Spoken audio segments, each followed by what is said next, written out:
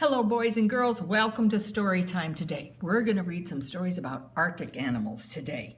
And we're going to start out with a story about a big seal who hears a noise and can't figure out what it is. The book is called What's That Noise? And it's by Naomi Howarth, and it comes from Candlewick Press. And here he is. Early one morning, while the sun was rising over the Arctic plains, a long, low, rumbling sound woke Mangus from a deep, very deep sleep. What's that noise, he wondered. Rumble, rumble, rumble. Could it be the wind? Could it be the sea? Could it be an iceberg cracking? Mangus just couldn't figure it out. He needed to find a friend with a good pair of ears. Hello, Hare, said Mangus. What's that noise? Hare listened. Rumble, rumble. I don't know, said Hare, but let's go and ask our friends. So Mangus and Hare set off over the ice, and all the while the rumbling noise followed them. By the frosty forest, they met Owl. Hello, Owl, Mangus said. Can you help us? What is that noise? Is it the creaking of the trees? Rumble, rumble. Owl listened. Oh no, she said. It's not the creaking of the trees. On top of the snowy rocks, they met Fox. Hello, Fox, said Mangus. Can you help us? What's that noise? Is it the whistling of the wind? Rumble, rumble. Fox listened. Oh no, he said. That's not the whistling of the wind. By the icy river, they met Polar Bear. Hello, Bear.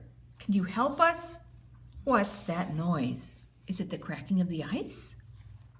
Bear listened. No, she said, it's not the cracking of the ice. At last, by the edge of the sea, they met Walrus. Please, Walrus, can you help us? What's that noise? Is it the roaring of the sea? Rumble, rumble. Oh no, said Walrus. It's not the roaring of the sea, but I think I know what it could be. Dive into the water and catch the plumpest, pinkest shrimp you can find. With a splash, Magnus dived down to the depths of the sea, and there he found lots of plump pink shrimp. He brought them back to Walrus, and they had a delicious feast. Suddenly, they realized that it was very quiet. The noise had stopped. It wasn't the creaking of the trees or the whistling of the wind, said Magnus, and it wasn't the cracking of the ice or the roaring of the sea. The great rumbling sound has been coming from me. And everyone laughed to think of all that noise coming from Magnus's rumbling, grumbling, hungry tummy. So after their long day and with their tummies full, the friends settled down to a deep sleep. It was very peaceful. But then, Walrus peeled open one wrinkly eye. What's that noise? Rumble, rumble. It was the long, loud, rumbling sound of sleepy seal snores. Good night, Magnus. Does your tummy ever rumble that loud when you're hungry?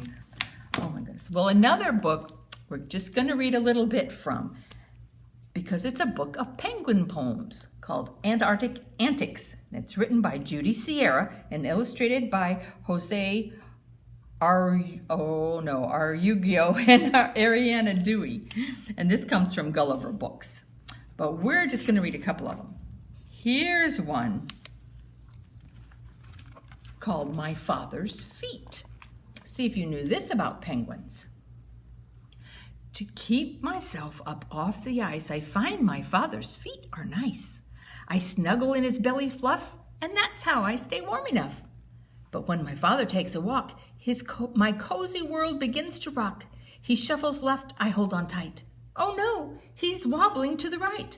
Not left again, oops, there he goes. Do you suppose my father knows I'm hanging on to his warm toes?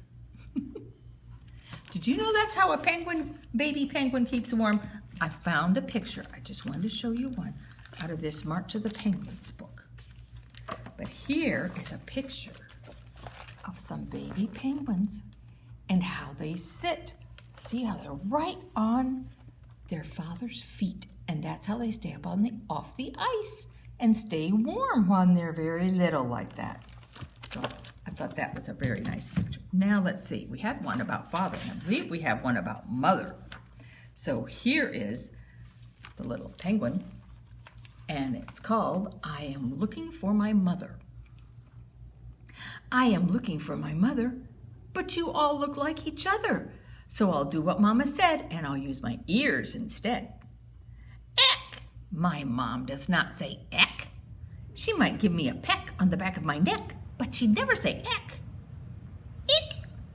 My mom wouldn't say ick. She would call me her chick and gives me a lick, but she couldn't say ick. Eek! My mom does not say eek. She might let out a shriek that would make the ice creak, but she'd never squeak eek. Awk! What mom would say awk? Awk is only a squawk, and it's no way to talk. Go away with your awk. Ack, ack, ack. Such a sweet sounding ack. Lovely mom, you've come back. Did you bring me a snack? Only my mom says ack. And one more. This one is called The Diary of a Very Short Winter Day. So look at that big bunch of penguins. There it is. At the first hint of dawn, I wake with a yawn and follow my cousins, all 33 dozens, to the end of the land, where we stand and we stand, playing who'll dive in first. And fearing the worst, we listen for seals who want us for meals. I see one penguin lunge, then in we all plunge, take a bath, gulp a snack, and climb out in a pack. Hurry back to our home for a quick preen and comb, so our feathers aren't wet as we watch the sunset. So that was kind of a fun one. So, if you've got your take and make bags, then there's some Arctic crafts in there for you to make. This one is in the preschool bag, just a cute little penguin, and he's pretty easy to make. All the directions are in there. And in the elementary bag is this cute little penguin that kind of he kind of wobbles a little bit when you push him, but he's really cute to make too. So both of those crafts, depending on which age group you get, are in your bags, and you can make your own little penguins. Maybe you could make a little penguin to sit on his feet down here too. So I'm glad you came to join me for story time today, and I hope you have a good week this week. Bye-bye.